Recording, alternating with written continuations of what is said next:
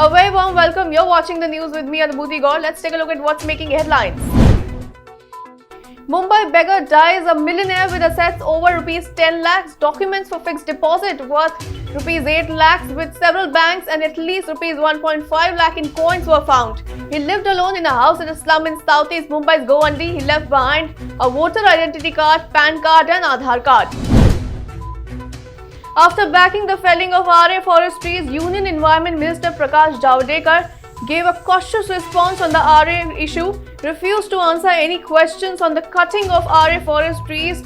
Javadekar said, and I quote, "I am not taking any question on the RA today because the Supreme Court has given an order. The policy and the practice is if you fell one tree, you plant and ensure the growth of 5 trees.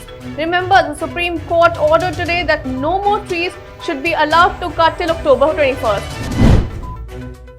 The Shiv Sena says the Supreme Court's order restraining authorities from cutting any more trees in Mumbai's RA colony is a moral victory for the environmentalists. Shiv Sena called it government's mistake not to declare RA area a forest, and that is said that nearly 2100 trees have been cut in 2 days. Shiv Sena is an ally of the ruling BJP but has been opposing the felling of trees in city's green belt.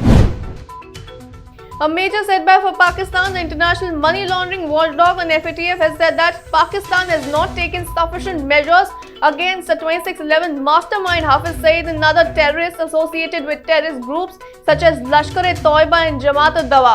The FATF report will decide whether or not the agency retains Pakistan in an enhanced blacklist released in August after it failed to comply with 32 of the 40 parameters.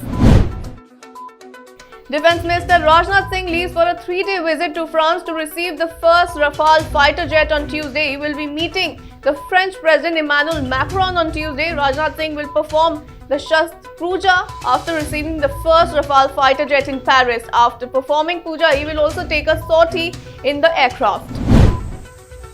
Afghan Taliban releases 3 Indian hostages in exchange for the release of at least 11 Taliban prisoners.